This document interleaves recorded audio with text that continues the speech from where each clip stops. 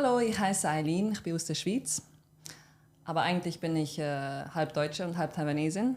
而且我住过瑞士、英国、台湾，而且我现在住夏威夷。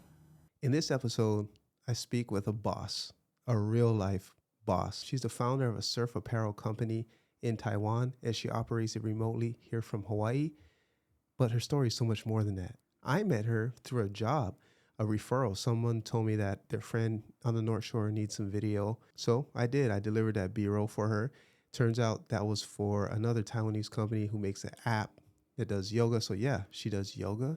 She does international business through swimwear, and she surfs, and she does a lot of more things that all encompass health, wellness, and just positivity overall. I wish I got to ask her, given your international background as you've described it to me, what is your definition of beauty? How do you see the definition of beauty change in each place that you've lived? And I know it plays a part into her swimwear company. I wish I asked that question. I didn't have the time. What we did spend a lot of time on in this episode was language. She's a polyglot. She speaks a lot more languages than I do. Me, I barely speak two. But it's this weird combination in Hawaii where we are exposed to multiple languages, but we very much prefer English. Maybe that's just because that's what it's like in America at large. But as diverse a place Hawaii is, surprisingly, we both talk about how we don't hear as much languages as we think we should. It doesn't match the expectation, right? Quick side note, we do talk about the written language of Taiwan, and then we fact-checked after we stopped recording. So the comment she makes about when the written language of Taiwan started, please give her a break. We're not playing Jeopardy here. This is just two friends having a conversation. As always, if you want to support our guests, check the links in the bio. And if you know someone who should hear this content, please share it. Support. There's a lot of ways to support. Check the links in the bio, not just to support this podcast, but to support our guests too. This podcast isn't about me. I had a great time talking with her. This is Eileen. Okay, my name's Eileen. I'm half Taiwanese and actually half German, not half Swiss. But I was born in Switzerland with a German father and a Taiwanese mom. And I left to Taiwan when I was 17, where I lived for more than 10 years. And then, during the pandemic, I moved to Hawaii because I was already in a long-distance relationship with a local here. And since then, I stayed. Yeah, that's like the super short version. So you were 17 when you moved to Taiwan? Yeah. But when you grew up, I know Switzerland is a very multilingual country. So people are speaking. My Uncle Swiss, I think we kind of talked about this for a minute. Yeah, I tried the sauce, remember? Yeah. The Swiss dressing. Shout out to Swiss and dressing. And so I think there's like a Swiss connection here on the island. But before you even moved to the other island, which is Taiwan, like what was your lifestyle like growing up with that Taiwanese mom, German dad in Switzerland? You mean my lifestyle in Switzerland? Or what was it like growing up? In Switzerland, it was very safe. I felt very lucky, like very blessed. You know, the education system was good. I could do hobbies. I was pretty free, you know. And I went to England for 2 years too when I was 5 years old. So that kind of gave me like a different perspective on how lucky I was as a child in Switzerland. Yeah, I had like good teachers in primary school, and then I went to high school. Our school system over there is also a little bit different, and now like going around the world, I think we do have a pretty like awesome school system. Yeah, Switzerland. The education there, I have to give them props for that. Yeah, really, it's like very accessible, and they have many different pathways to achieve your education. Yeah, for is it like no one pays tuition? Yeah, actually, you can go without tuition all the way to university, and in university, if you take the public ones, actually you only have to pay for the sign-up fee. The application fee, you don't have to pay for the tuition itself. And the level is the same? It is high standard. Yeah, we have some of the best universities. Zurich. In Switzerland too. Did I say it right? Zurich, yeah, that's where I was born. Zurich is not the capital, it's Bern, but Zurich is like the capital of like economy-wise. I know like that university is like one of the best. And a lot of people will go study there. Yeah. I would have loved to study there, and my friends studied there, but I ended up in Taiwan, and I didn't want to go back. Well, because you left when you were 17. Yeah. That's like a super impression. Is it 18? Is adulthood there too? 18, yeah. I left because I was already done with high school at age of 17. Yeah, I skipped a year, but that was also just because I moved to England when I was pretty much going to... how should I say? In Switzerland, we have two pre-primary school, kindergarten years, basically. And I skipped the second one. So I went directly to school when I went to England. And when I got reschooled in Switzerland, when I came back, I basically had to skip a class because I was ahead. Yeah, and that's how I graduated at 17 instead of 18. And then, yeah, I took a gap year to Taiwan and I never looked back. Gap year. Yeah, you Europeans. I know. I learned that from my European friends in Japan. Yeah. And I was there, I was like, what a gap year? That's like a year you take off to, Yeah. I don't know, one way that someone described it to me, I was like, because we don't know what we want to do. Yeah. And it's like, it's our first year of freedom. Like, it's for us to figure it out. Yeah. Is that fair to say? Like, yeah, absolutely. It's like you study all the time as a child until you're grown up, and then you have to choose a direction. But how are you going to choose if you're not? I mean, some people, they already know. And they're like, no, I want this and I'm just going to go for it. And some people are just, I have no clue. Like, I don't want to study a major for 3 or 5 years and then come out and be like, actually, that's not the job that I want to do. So you go out and you try out, you travel if you can, or you go do some jobs or, you know, part-time, whatever you want. Like, but of course you need the support of your parents probably during that time. yeah. Except you go volunteer or you do a But job. I imagine that's a lot easier to do when you're not paying tuition. Like, wait, is there a private school then? There are private schools for primary, not. I think primary, everything is public, but then high school, there's private schools. I went to a public school as well. And then there are other, I don't know about the universities. I'm pretty sure there's like more private ones where you actually have to pay tuition, but most of them are actually affordable for everyone. Is it similar to like America where the more you pay, the better your prestige is, the more your alumni status means? No, it depends on the university you go to, and the public ones are good. They're, super high standard, and it's up to you. They're just not hard to get into, but hard to pass the tests. Right? To like graduate and perform. Exactly. Wow. Yeah. And then I'm curious too with that interracial, yeah, but international household. Mm-hmm. What language are you speaking? Switzerland was already a multilingual country, and then you got this multilingual household. So like, what's going on? So that's where it's very interesting actually. When I was born, my mom had immigrated to Germany before going to Switzerland. So she was very fluent in High German. Like, that's not Swiss German, that's the German. And that's what I grew up speaking at home, which is different to the local Swiss kids. They would be speaking Swiss German. Swiss German is an accent. You can imagine a little bit like pidgin. Is it? But actually even stronger. Like pure pidgin, all the different words that is only slang, you know, and then you put them all together and it's not really English anymore. But it follows the same grammatical rules, SVO? No, there are no grammatical rules. Like, you can write it however it sounds. And it's just a spoken language, basically. Yeah, but it's not an official language. It's just a dialect. Gotcha. Yeah. Wait, so Swiss German, because I've heard that term. Yeah. And I in my head, I'm like, is that a whole nother language? But you're saying it's like pidgin, but... I can say something in High German? Please. Yeah. Okay, so if I introduce myself in High German, it's like, Hallo, mein Name ist Eileen, ich komme aus der Schweiz. And if you say it in Swiss German, Hoi, mein Name ist Eileen, ich komme aus der Schweiz. You heard that? The second one was Swiss German? Yeah. I heard more like the... And I is like, it's a more cute language. And I think High German is, it sounds more... I don't know, aggressive, arrogant. You would understand these kind of nuances. And me, I grew up speaking one language. Yeah. But you could argue comparatively to the rest of my country, a lot of people will say this isn't part of America, right? A lot of people will say you've heard terms like melting pot, although I think a more PC term nowadays is like a salad bowl, because each culture preserves its own identity, but we're all together. Yeah. Versus like one culture is like gone and now it's just a melting pot. A little nuance there, but end of the day, it's very diverse here. Yeah. And it's why I wanted to raise my children here, you know, versus Japan, which is very opposite side of the spectrum.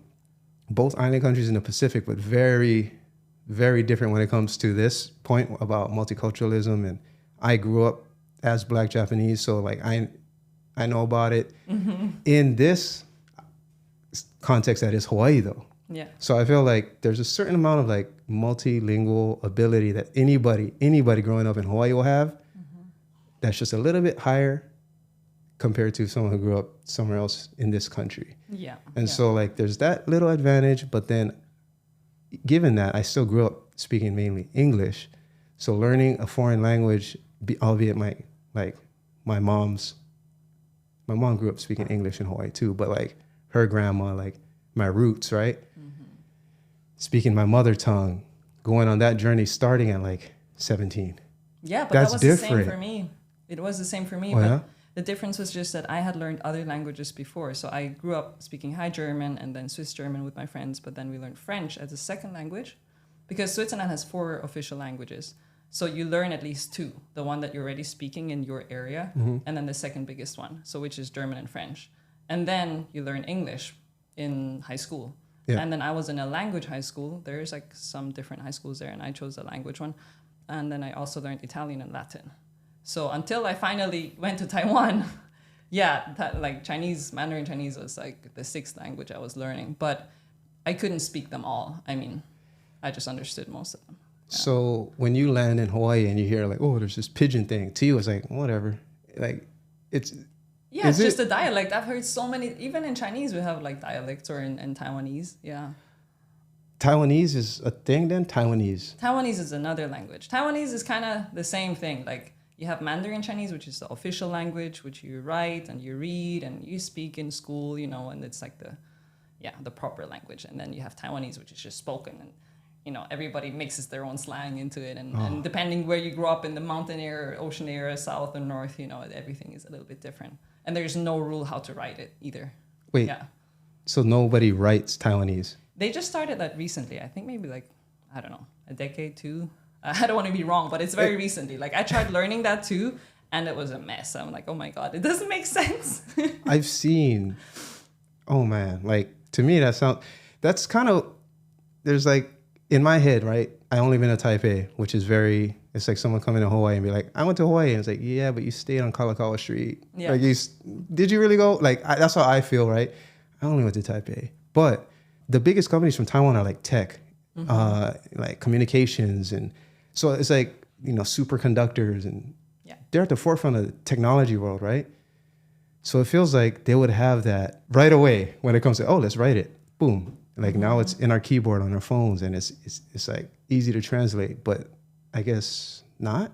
You mean can't for the Taiwanese for language? like I mean, so what they do in Taiwanese language is they use how it sounds, and then they use the Mandarin Chinese characters to write it out. Kind of like pidgin. That's why I say there is no rule to it. Just the way that you pronounce it, you find a similar word. You know. Ooh, you're right. Like if you ask 100 people right now, you walk out on the street and say, write down brada. Yeah. You're going to have different spellings. Yeah. Like they will use the 26 letter Roman alphabet. Yeah. But some will have an H at the end. Exactly. Some will, yeah. Oh, I like that. Okay. Yeah. So you're 17, you hit the ground running, you're like, okay, I'm going to learn language number 6. How do we get to like surface apparel and that came all of way that? Later. So... Well, just to rewind, like when I was in Taiwan, I didn't have the intention to stay. I was just there like, I'm going to explore my roots. I want to understand where my mom comes from.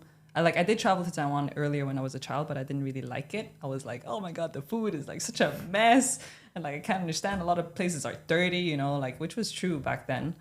And then I just wanted to explore it with new eyes, which I did. And then I fell in love with surfing, and I experienced a tropical lifestyle.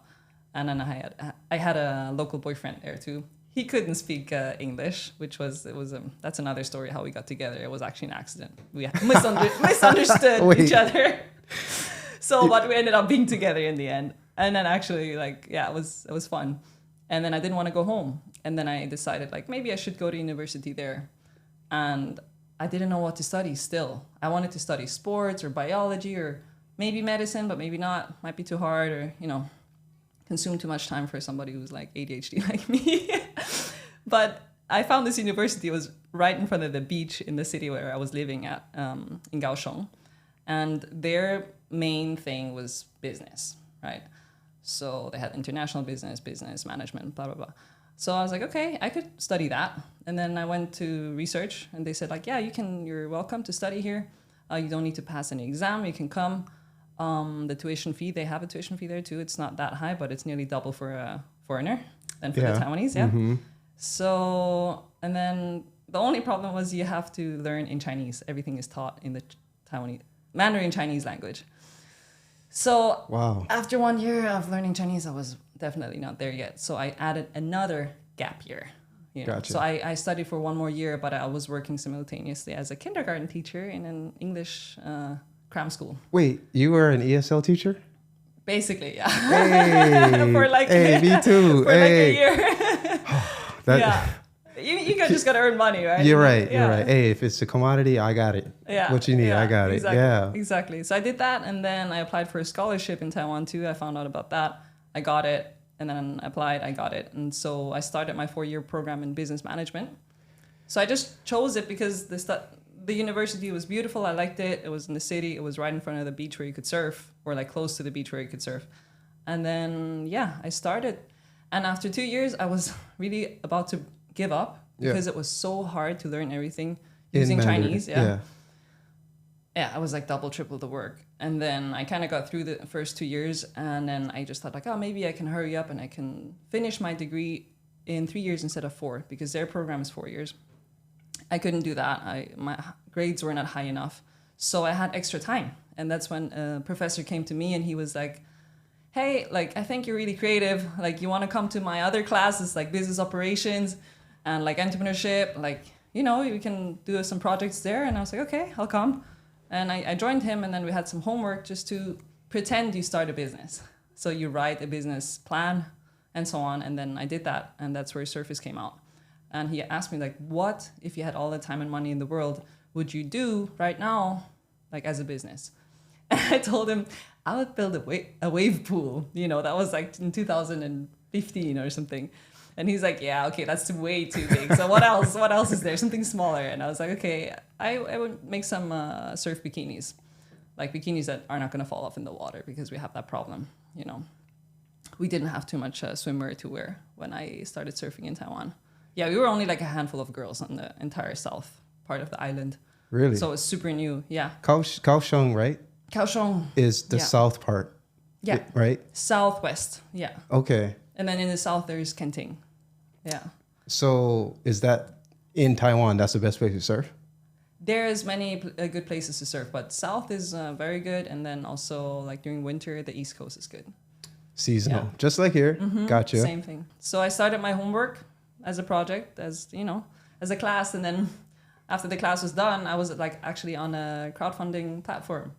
And then I was so stubborn. I was like, I'm just going to go for it. You know, I'm just going to actually get the money for this project, which I did after 2 months of crowdfunding. And then I made 100 bikinis by hand.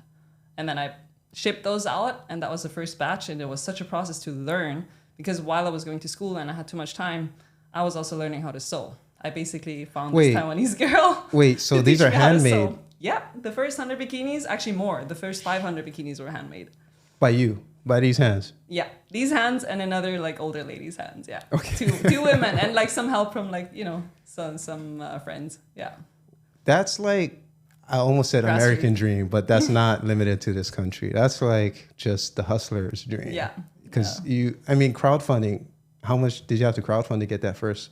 So there's actually not really a limit on that platform. It's like Kickstarter, but it's smaller. It's called Flying V's from Taiwan, and I only started with, it was like $8,000. Yeah. Okay. And I sold one bikini for $80. So I sold 100 bikinis. Basically, you know, my friends, and then I asked everybody like, hey, buy a bikini for your wife. Like, I can't promise it's gonna be good, but I'm gonna give my best. And boom, you made your money back. Yeah. But you probably learned way more in that process. So yeah. And then you just kept iterating, you kept doing it. To the point that, I mean, if we just fast forward where we are today, what's like the numbers? So, it's not just 100 bikinis, I'm sure. Oh no. Now it's like between 3,000 to 5,000 a year that we're making online. Yeah, like to produce. Actually, you know what? I'm so bad with numbers. I never actually counted how much we actually make, because we just, you know, we restock. Right. And I never actually counted. That's one thing I should do whenever I have like too much time. Your professor right now is like, damn it, Eileen. Yeah, no, but like the initial production for every collection, so we have a collection every year, is around 3,000 bikinis. And you do mostly in store, because I remember you saying you had a new like store front. So like how many locations are we talking? So we have one I had a shop, like a retail shop myself, a smaller one, which I also was just working in. It was, it was basically our office with a shop front. And then when I moved to Hawaii, I gave that shop to my first employee. So she took over and she became my retailer basically. And then she opened up a bigger location. So that's the main location in Kaohsiung. But we have other retailers around the island which stock our bikinis. Yeah. Nice. And so when you're like, for me, a lot of what I learned too is kind of this like, here, now do it type of thing. It sounded like yours started from this, I want to surf. I want to be located next to the beach. Yeah. All right. Perfect world situation. What would I do? I would make a wave pool. No? Okay. I'm going to make bikinis then. but it's what you would do. Yeah. Like you wanted bikinis probably because you wanted to surf, right? You wanted to be by the beach. So like all of that based off of what you wanted. Yeah. Like your ideal. Yeah. And so would you say like, that's kind of what your avatar of like your perfect, I would say, customer is? Someone kind of like yourself who bases their lifestyle around what like the happy ending or like what I want it to be versus what I need it to be. It just, I feel like I'm getting a lot of like abundance vibes from you. Yeah. Like you can like, all right, I want this. Yeah, no. I think, surfing and waves, it draws those kind of people anyway. Mm-hmm. Yeah, depends on the location maybe too. I mean, look how common surfing is around the world, right? Mm-hmm. And then look at the kind of people who surf. I feel like there's this overlap. It's almost like, do surfers surf? Like the chicken or the egg, right? Mm-hmm. Why do people surf? Is it because you're this kind of person? Mm-hmm. Or is it like the surf attracts this kind of people? Mm-hmm. Kind of like jiu-jitsu too. Like a lot of people who do jiu-jitsu, I feel like fit this archetype of a personality. Mm-hmm. And so to be like a surfer, but then also to be like, I started a business from it. Yeah. I mean, that's why earlier I said, I feel like you represent like a lot of people who move to Hawaii, kind of in that same vein where like, I want to build a wave pool, right? A lot of people have this rude awakening when they land in Hawaii. Yeah. And they just think of all the good stuff. And then they land here and like, oh, it's more expensive than I thought. Like there's A, B, C, D, like it goes on and on. Mm-hmm. And we talked about that. Rude awakening, right? Yep. All the time over here, especially. Yeah. But I mean, you push through that. Yeah. And I think a lot of people are like, man, that's when I hit you up when I was at the Mana Up. Mm-hmm. What was that, the event? It was a showcase at the end of the year last year. Yeah. And I was like, Eileen, this is your vibe right here. Yeah. This is I'll plug in. Because I felt that way. No, I saw it. I saw you online and just showing your own. I'm like, man, we have those kind of events in Taiwan too, and I'm always there. Like I'm surrounded by all kinds of small business owners or just startups or I mean, so now it's like, it's funny because when you say wave pool, I'm like, there is literally one being built now. Really? Yeah, in Eva Beach. Yeah? Yeah. But like a wave or like the sliding pool, a slide and a wave pool is two different things. No, like a literal wave pool. Okay. I think the biggest it's going to get is 6 feet. Oh, that's big. Yeah. So like you can get, Greg, don't kill me. Sorry. Like my neighbor over here, he's part of that. Oh. Yeah. So he's been like, man, he was showing me basically it being built. And you can go online right now and just look up Instant Huakale. It's kind of like west side's Hawaii Kai. Mm-hmm. Kind of like, Hawaii Kai is kind of like a harbor town. Yeah, yeah. Or I'd say marina town kind of vibe. They're building one. The harbor's already been built, but now it's going to be like, now all these other companies and stuff are moving in, one of which being the wave pool. It's not called the wave pool, but I think it's like Wave Garden. That's like, I think one of the first ones around the world. I know the most common. Where's that one? Wave Garden. Yeah. Oh, they even have one in Switzerland now. Oh, it's like a chain. Yeah. Like they have locations around. Yeah, they just go and build them around the world. Oh. This is technology. It looks like a pizza shape in my eyes. Yeah. It looks like a pizza shape, and there's like one train in the middle, and then you can surf two sides. Yeah. And they have everything. In Switzerland, we went there. Well, I got my board knocked on my head. Wasn't that fun, but the other boys had fun. But the technology is amazing. Yeah, it goes from like beginner, like smushy waves, to all the way barrels. Yeah. So where's your favorite spot here on this island? Mokulea. That's where I surf the most. Is it convenience because you're closest, or Yeah, it's close, and I like it's a little bit more mellow. It's not like such a crazy vibe there. Yeah, feels more local and relaxed, like more families.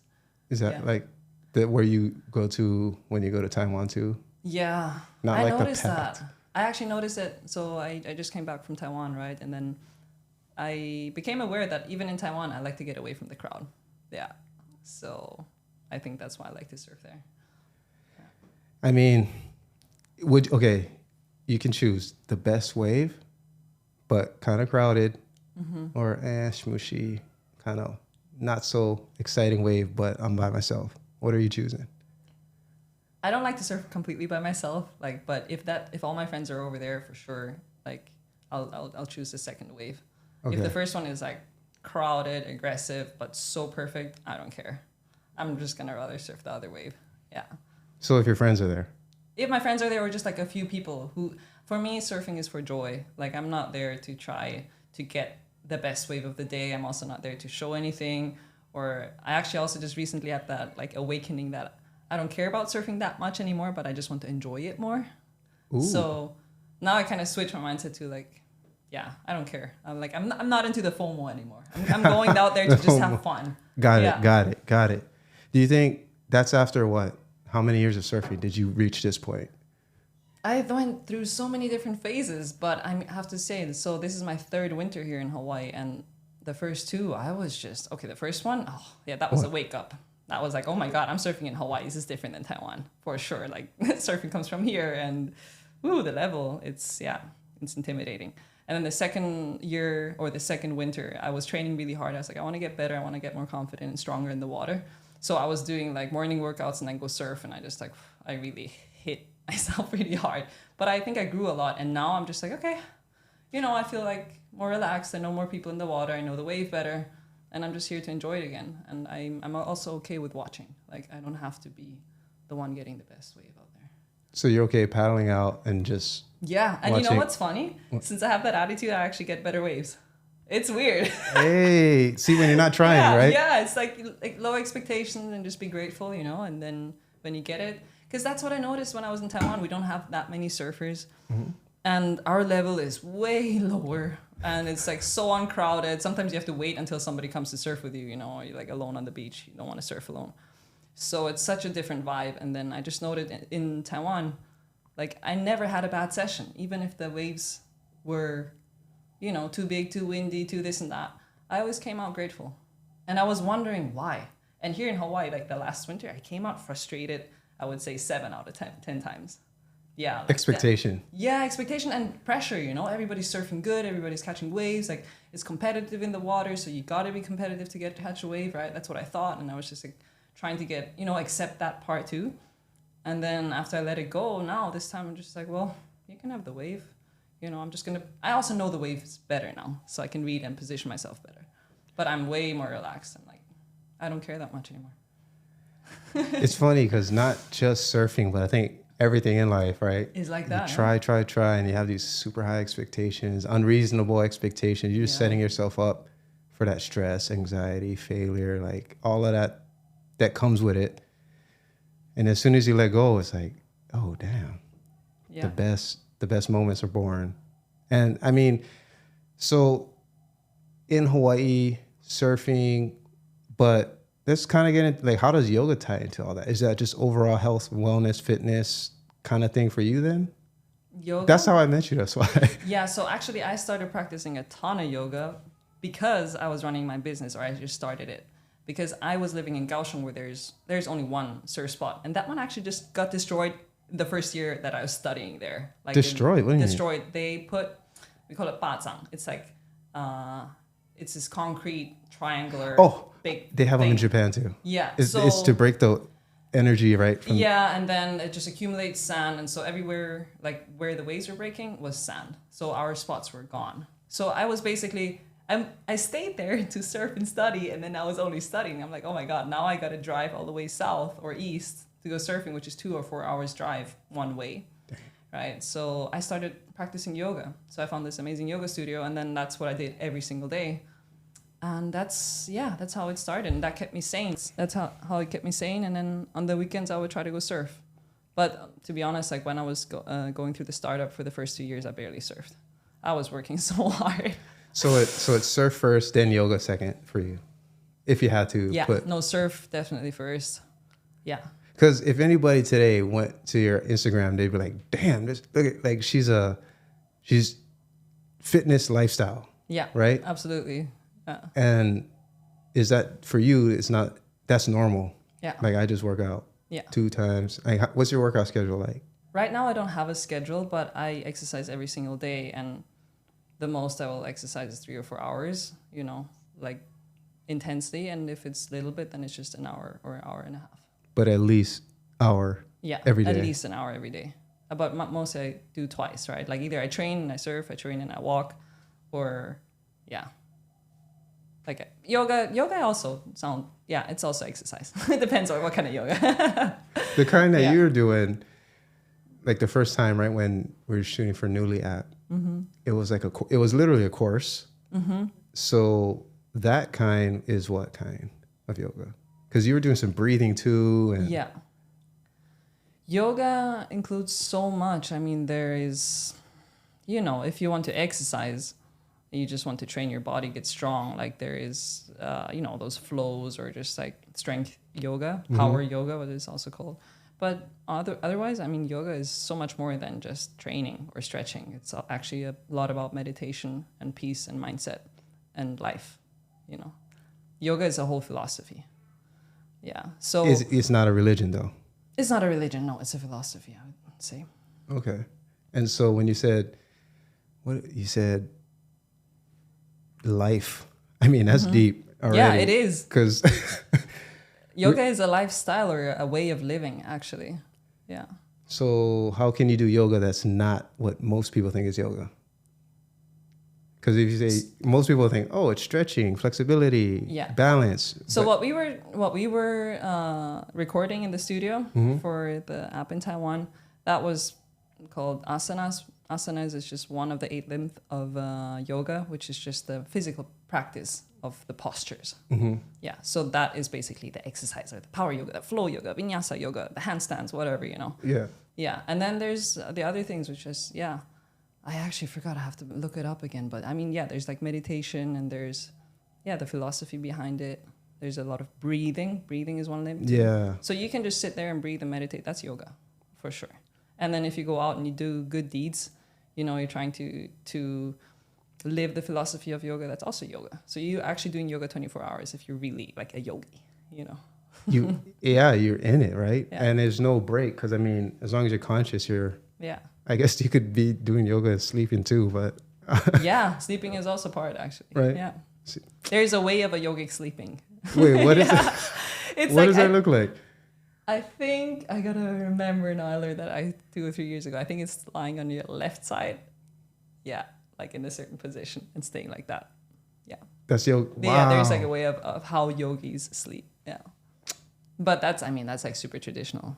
That sounds like to me like you're at a monastery and you're just, like. So if you're talking to like the older yogis, the one who come from like old tradition, they don't look like us. They're not there in the freaking leggings and like the sports bra doing some hot yoga. No, that's not what they do. They're like there with their grown beard, embracing their natural human being. Talking always about their way of living, and like how everything is one, how everything is a circle, and how there's in and out and black and white and everything is mixed together. That's what they talk about. Are you religious? No, I'm not. I don't have any religion. You grew up no parents, not in Switzerland, not in Thailand? Yeah, my dad, well, he's not very religious, but he was in a church before. And I went to like religion course, that's what it's called, for the first like 6 years. But then I skipped. I was like, I don't really see life that way. So hey, I get it. I get it. I mean, it's just like, I think when you travel a certain amount, you're going to be exposed at some point to heavy religion. And so for someone like yourself who's well-traveled like yourself, then I'm like, well, you've seen it all, or at least a lot, and maybe one of them like piqued your interest, or maybe you practice it. I mean, I feel like there is some overlap with the practice of yoga, like meditation, for example, and Buddhism. Yeah, there's a lot of overlap going on.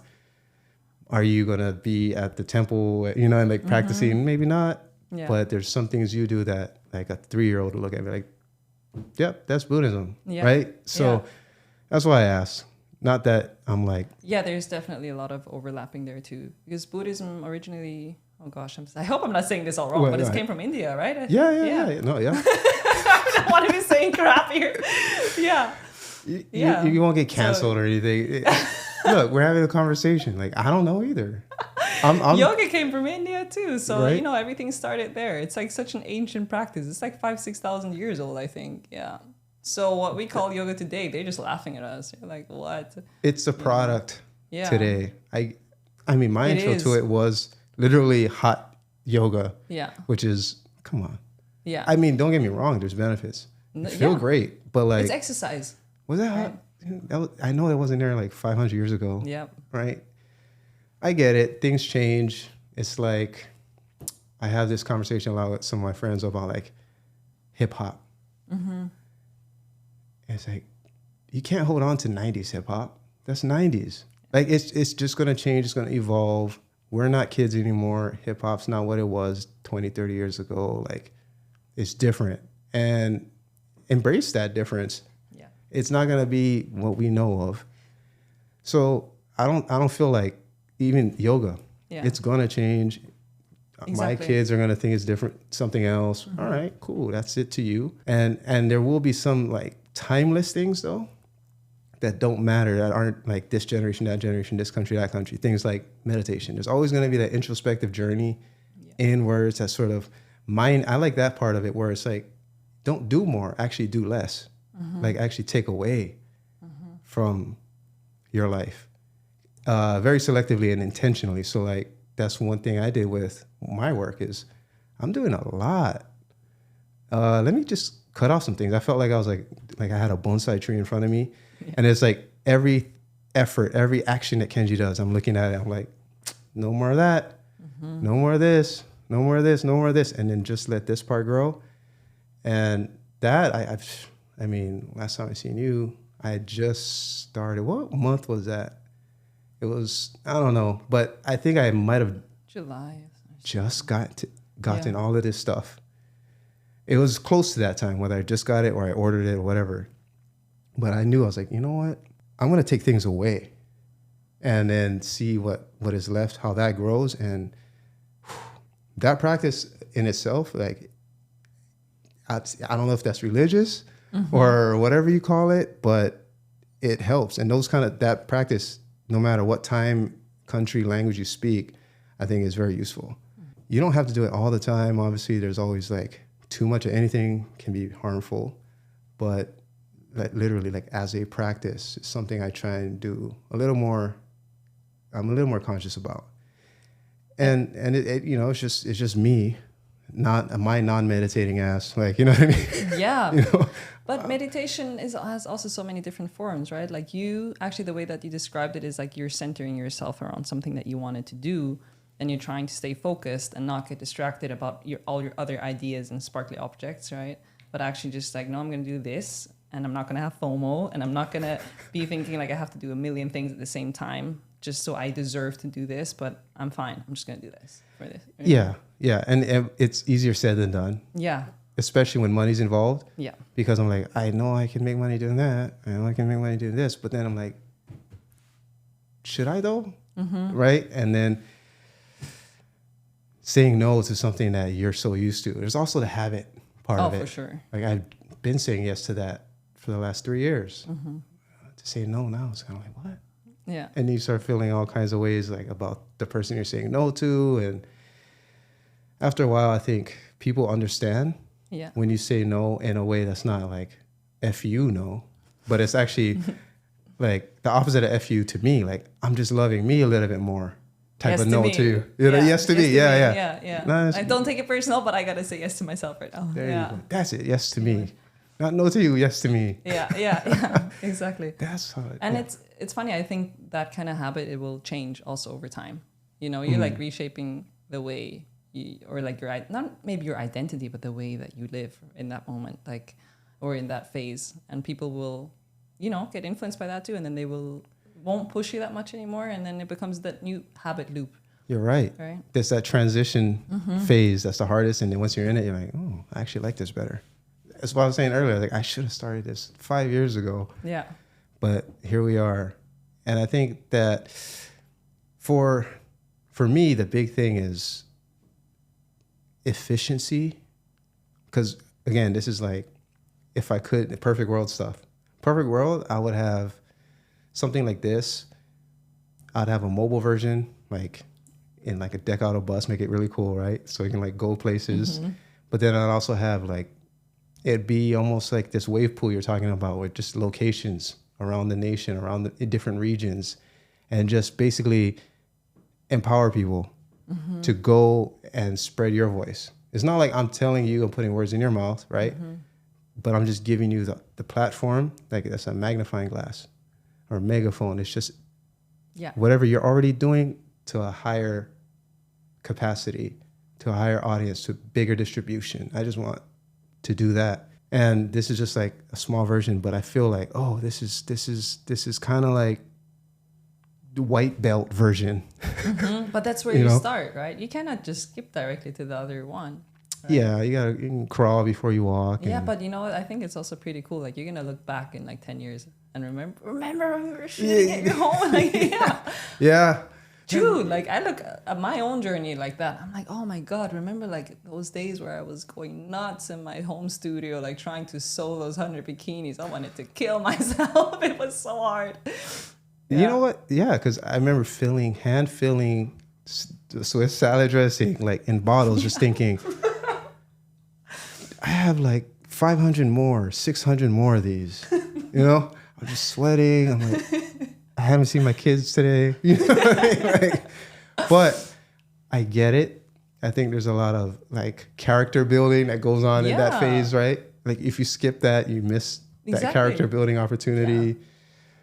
But at the same time, it's like, if I could, like, what's the value of walking up to the top of that mountain versus, let me get in a helicopter and get dropped off. Like, we're going to end up at the same place. The helicopter ride, obviously you have time, way more time now. But there's some value in that journey as well. Absolutely. That I feel is like, that's like sort of grit, hardcore, like old school attitude. Usually you also learn a lot of things along the way, which you wouldn't learn if it was just handed to you, you know? Well, how, like, so you're not hand making these anymore. Yeah, but the skills I learned along the way is so useful for me to communicate to the factory.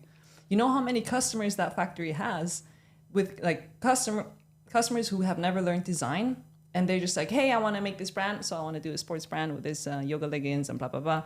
So I want this color and that cut. And then they try to make the prototypes and they have no clue how to communicate to them. They're like, oh, I want the zipper here with the logo here. And they're like, yeah, but you can't sew it like that. Like the machine only works this way. So we're going to have to, you know, they go into the detail and the customer just doesn't understand it. Because but you do. Yeah, I understand. I'm like, oh yeah, that's a limitation of, you know, the machine we're using or like the thread or the stitches or the material.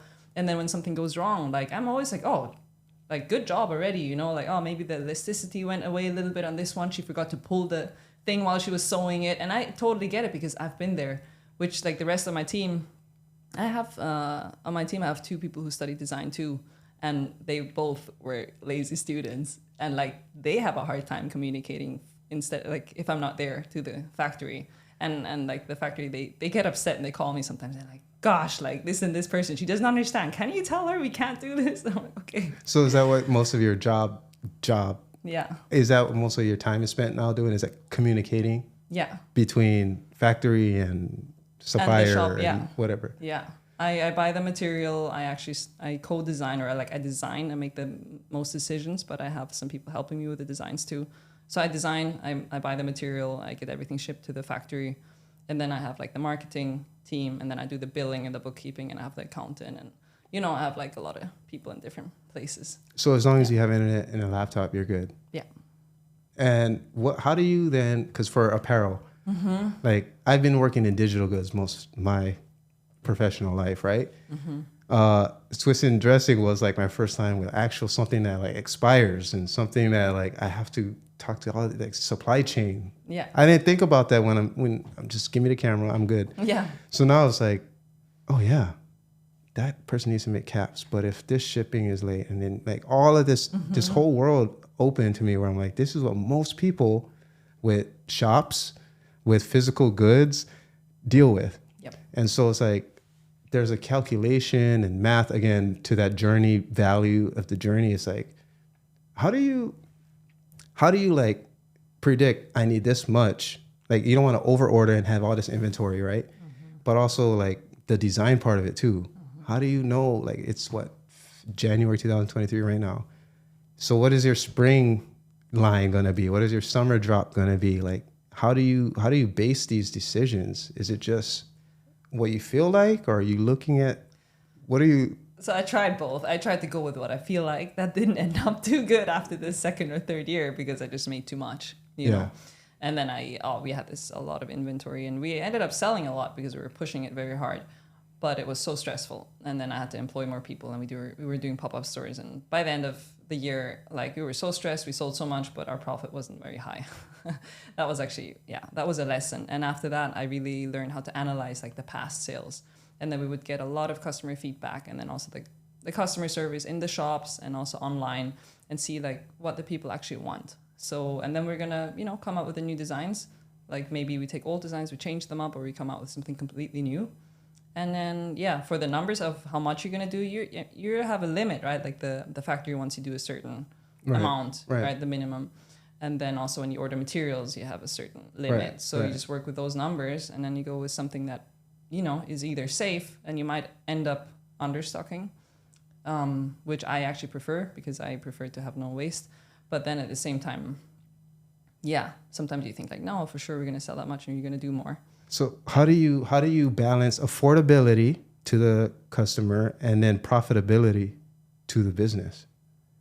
Well, that's about your price in the end. I started calculating the price very early on.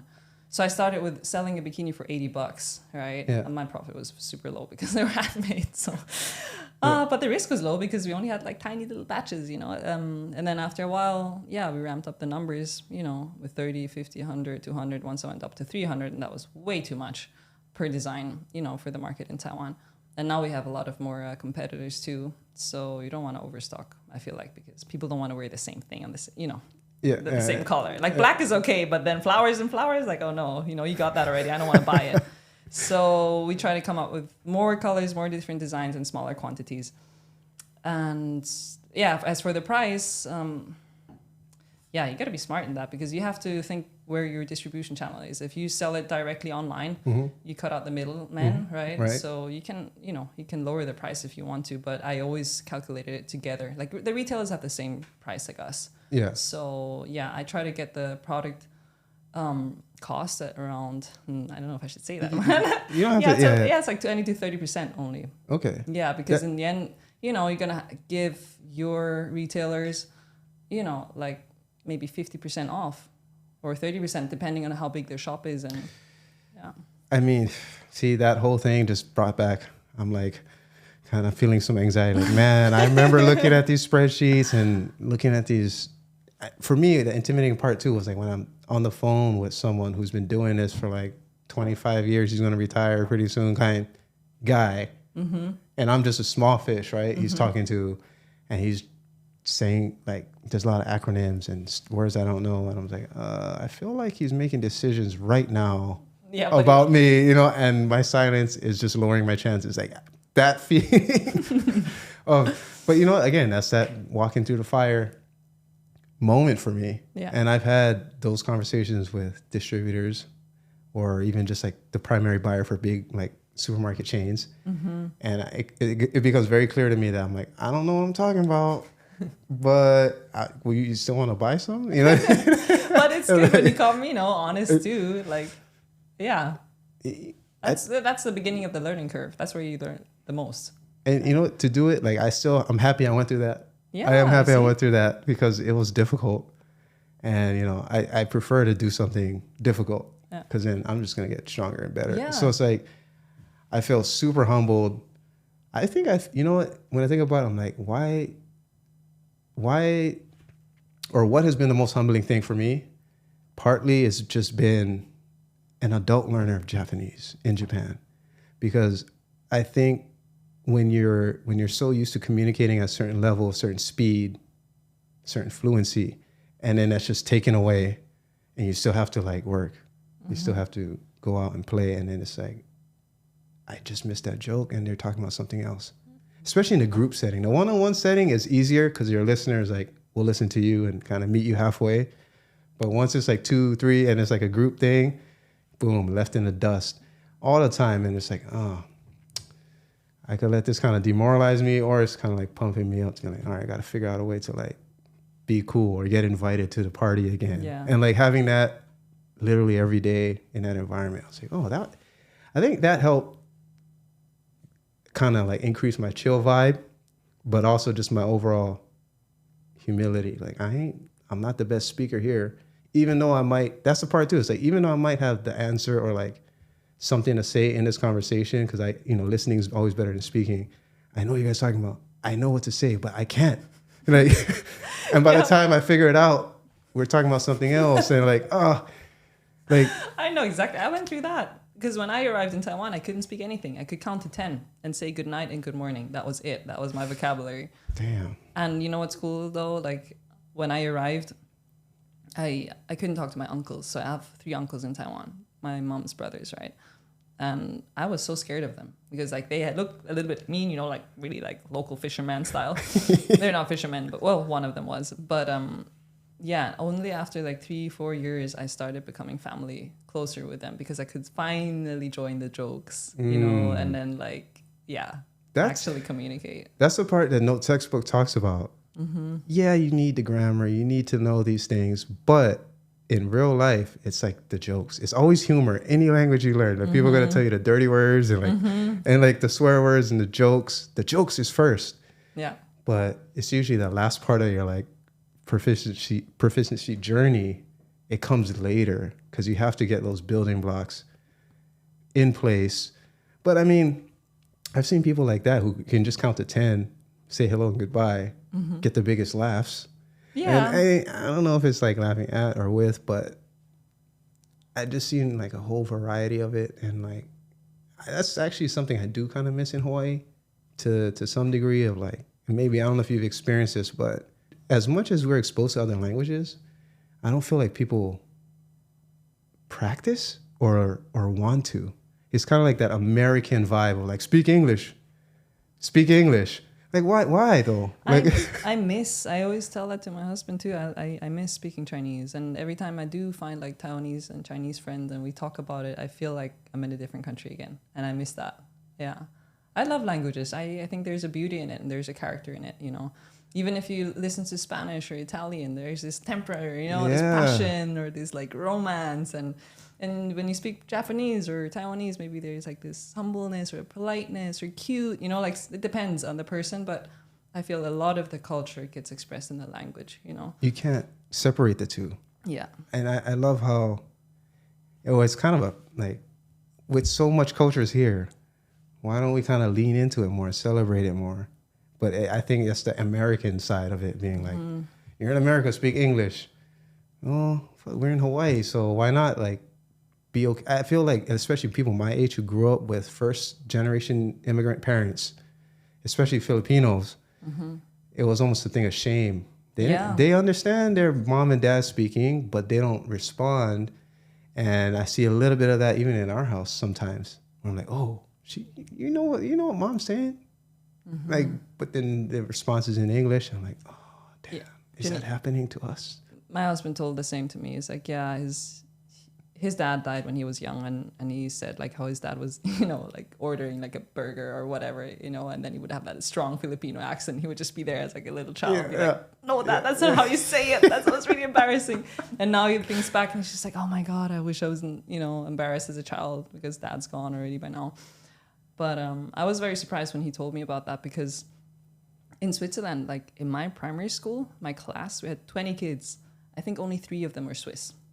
And the rest came from all over Europe, even from Africa and Japan, Taiwan. And like we had all different languages, Russia, like Spain, Croatia.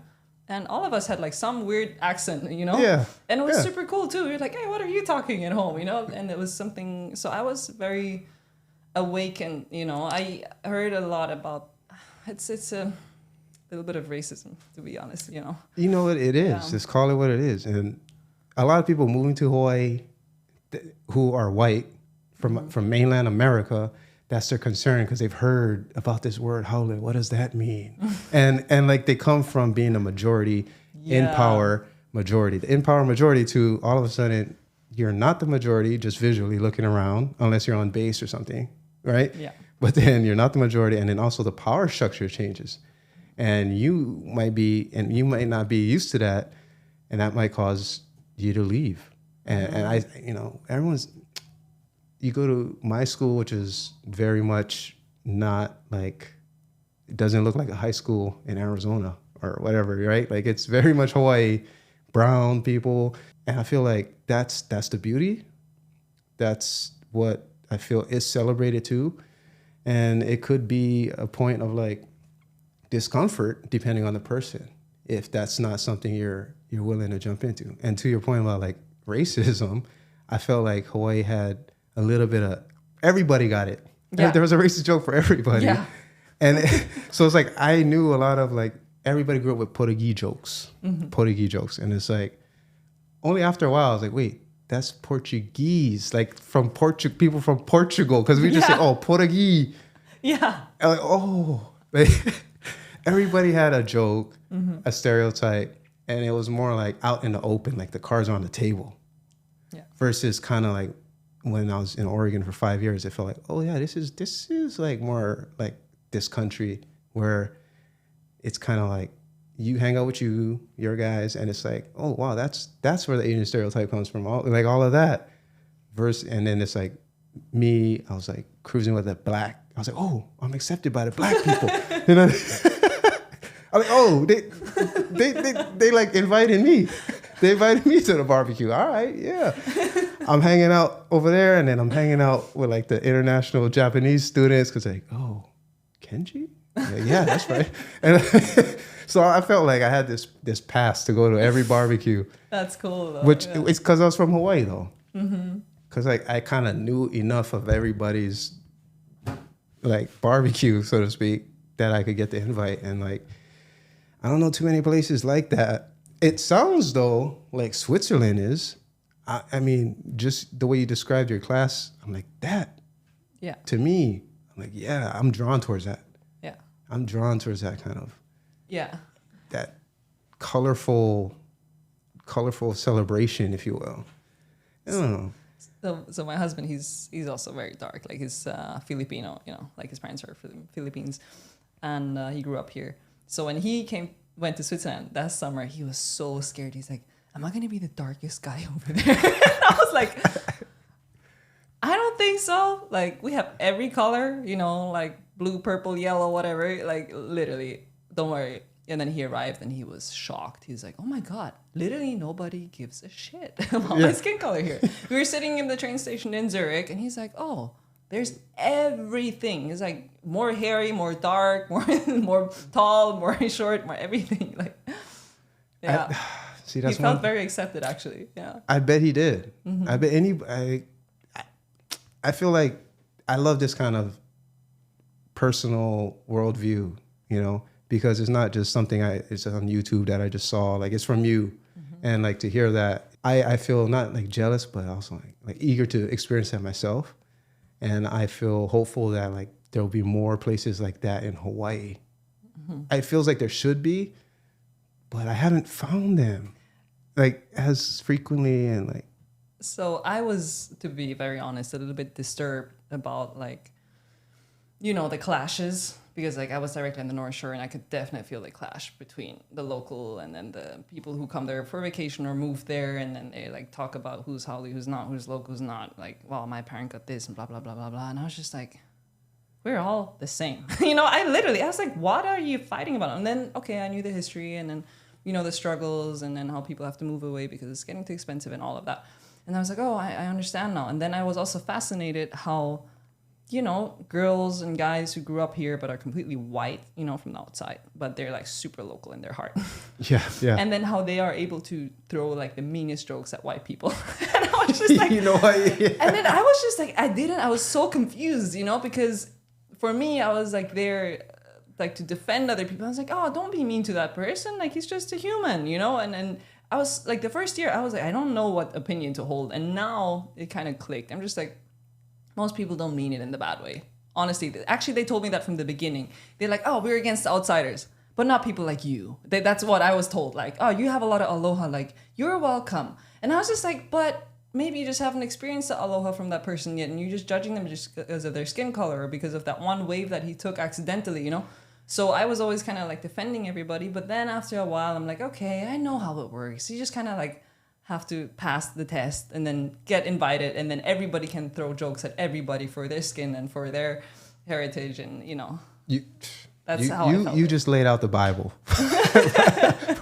for white people moving to Hawaii, because I mean a lot of times it's them who experience that kind of thing, especially on the North Shore. See, I say that as like someone born and raised on this island, but North Shore is like different. Yeah, West side, right? Yeah. North Shore is North Shore, and there's its own rules and unwritten code and all of that, which is what your like first experiences of Hawaii is. Yeah, and with a local husband who was like very strongly like, that image. He was so hard, and I was so confused also because he would be so aggressive towards others. Not anymore, he changed a lot too, but he was so aggressive, and I was just like mind blown. I'm like, you married somebody who's not from this island. Just because I'm not white doesn't mean like that person's any different from me, So we had a lot of these discussions, and I felt very alone too because I came during the pandemic. I had nobody was like from the same background like me. I was just hanging out with locals basically, and I was like, okay, I don't know what to think. I don't know.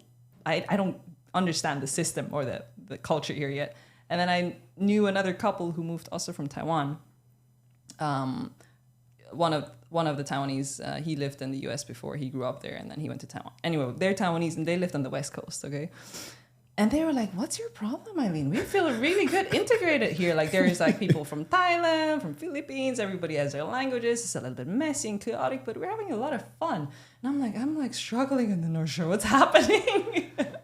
But now I understand it. And you know what? It would have been different if you lived in Hawaii Kai, Kailua, Kaneohe, or even just like Salt Lake or something, North Shore is North Shore. I mean, I feel like you should write a book.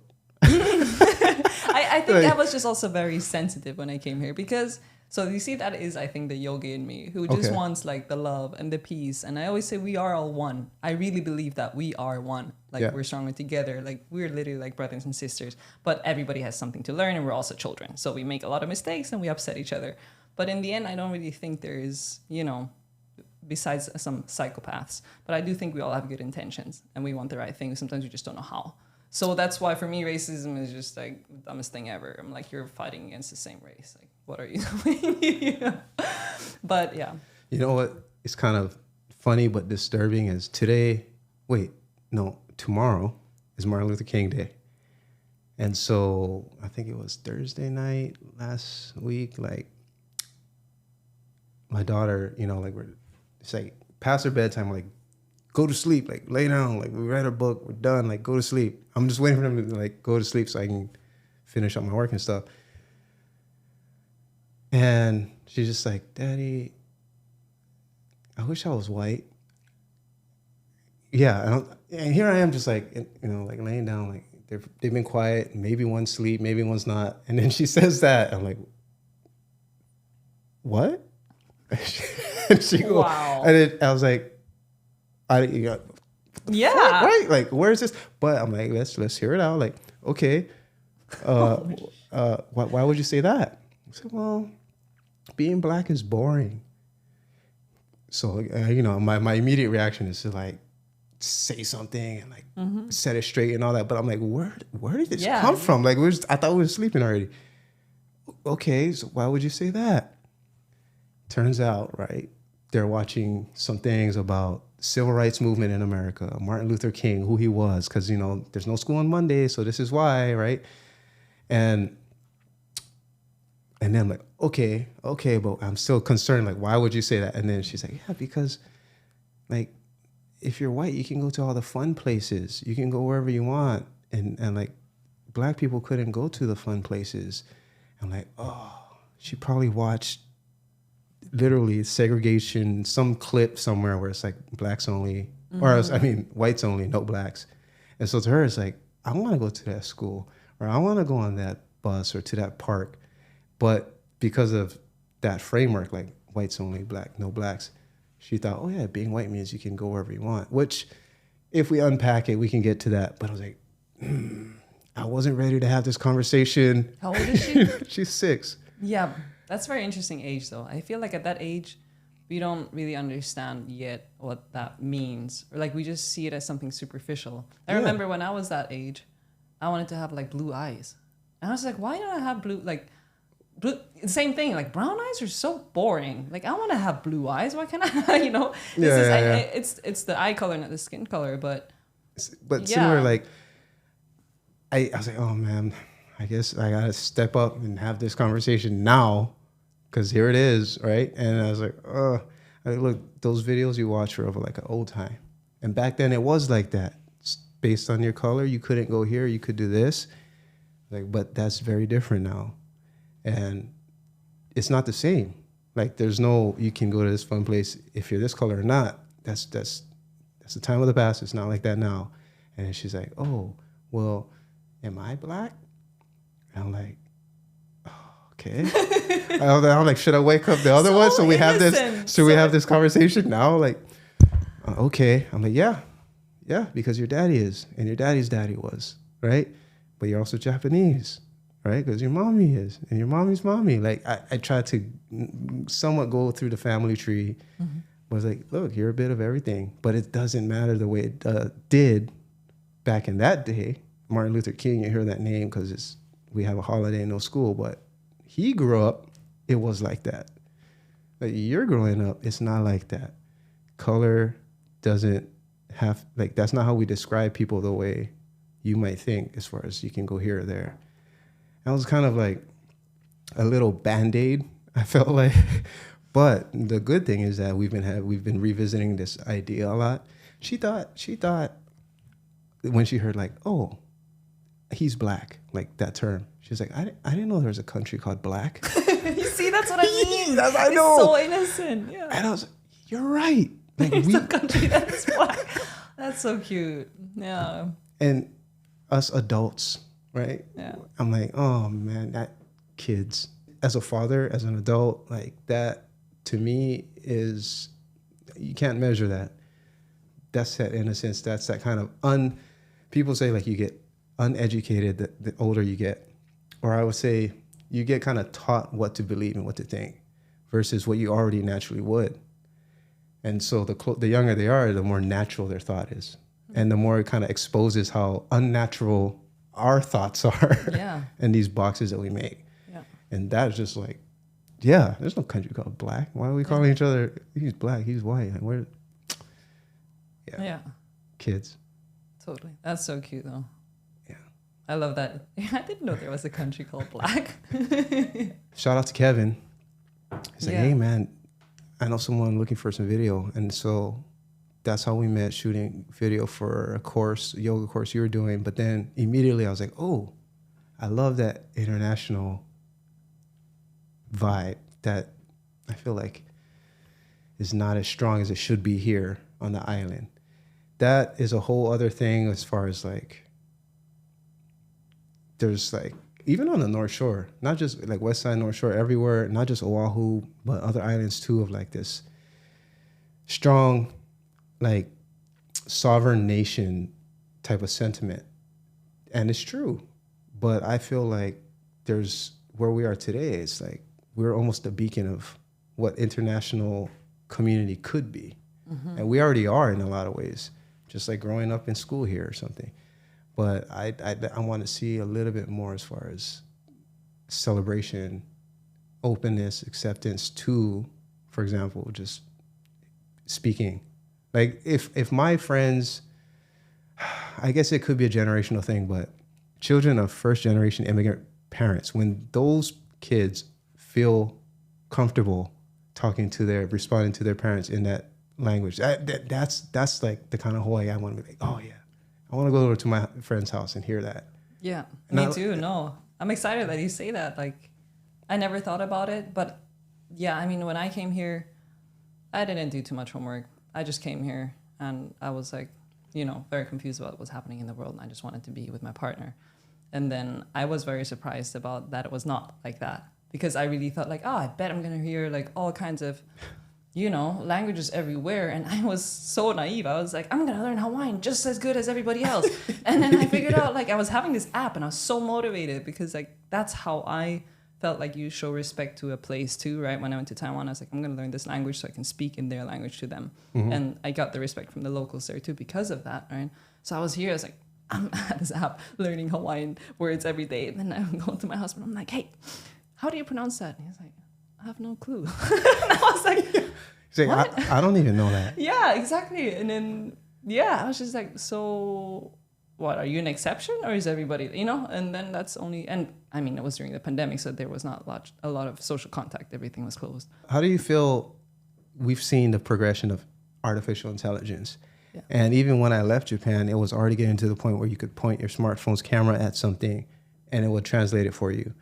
And so I was like, oh, like the writing's on the wall here, because soon enough, there's going to be a real-time translator, like just put it in between us. Mm-hmm. Go ahead, speak German, I'll speak English. Mm-hmm. I mean, you understand English, but if you didn't, right? And then we're having a conversation. Like, do you feel for all the mountains you climbed of 6 languages or whatever, like we were saying, there's still skill in that. How is that skill going to be relevant when this kind of tech can do the exact same thing? I think it's still relevant because the language communicates the culture. And I doubt how much that translation machine will be able to translate. There's expressions and jokes that you won't understand. It will sound really weird. I mean, I think that's the main thing. The technical part of, let's say, a business meeting. Mm-hmm. Yeah, okay, this can handle. But I don't think like at the dinner table. Exactly. When you're meeting your partner's parents, mm-hmm. like the handshake, the drinking, the bows, the like what am I supposed to do? Like standing up or sit down. Yeah, exactly. Yeah. Take off my shoes. Like what? Is the app gonna be like, take off your shoes? Yeah. Bow to the father, or like do you bow in Taiwan or? We don't bow like the Japanese do. Like Japanese bow is pretty low. Yeah. We just nod, but it's also that, that respectful thing. Oh, okay. It depends to who, but even like on the street, if you want to say hi, you always kind of like, What about like handshakes?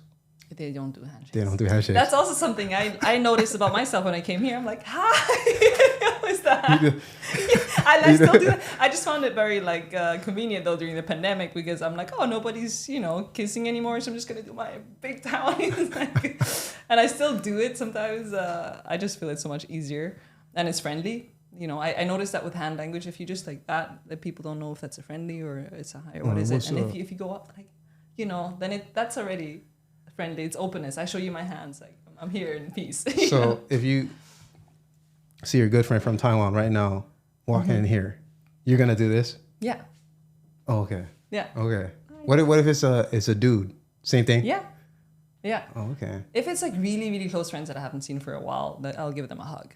But they don't give kisses. No. Oh, they will trip out on a kiss. Really? They'll be like, oh, yeah, that's close. And even the hugs you don't feel the chest. Usually the hug is like, especially between men and women, it's like, you don't really, it's just like a tap on the shoulder. Oh. They don't give squeezes, So was that weird for you then over here? Or was it just... Yeah, I had to get used to it again. And I still am shy. I noticed that too. Like, I know, like, if it's like a party, like a private party, and like, hey, okay, introduce, and I give the kisses and the hugs, and now I know that again. But sometimes I got very confused, like especially during the COVID times. Oh yeah, that you came in a very interesting time. I was just like, how am I supposed to say hi? Like, you know what? Even me, I feel like now, 2023. Just the other day, I realized like, damn, that's when I should have kissed her on the cheek. But it's too late already. It'd be awkward at this point. Like I the ship has sailed. I missed it.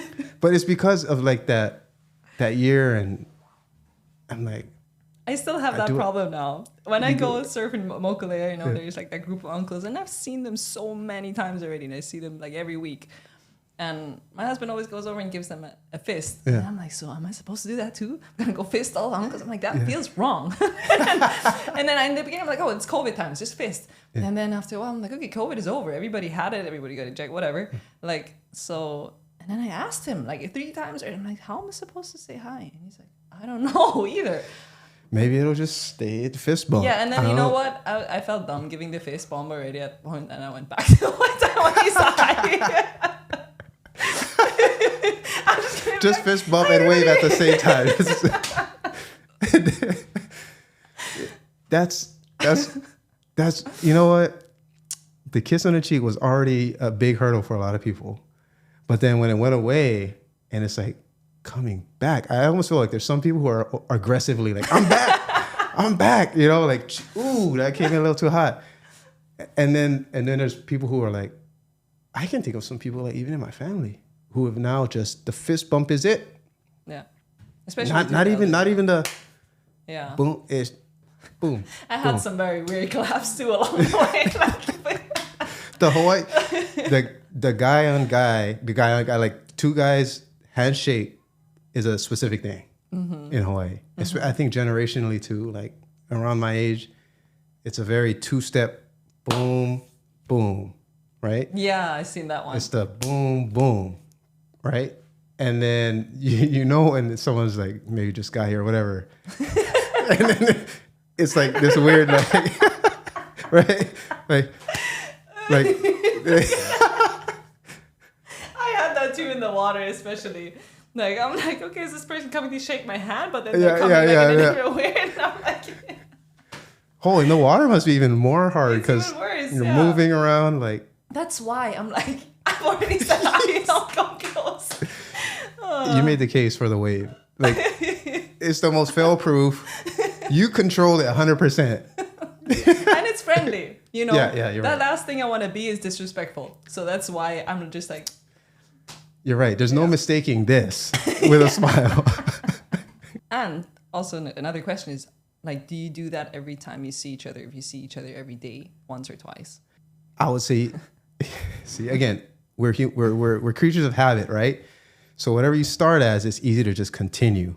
Like if you just started working here, this is an office, right? And you came in and let's say I like had an assistant or something. And the first time you meet, boom, it's a cheek kiss.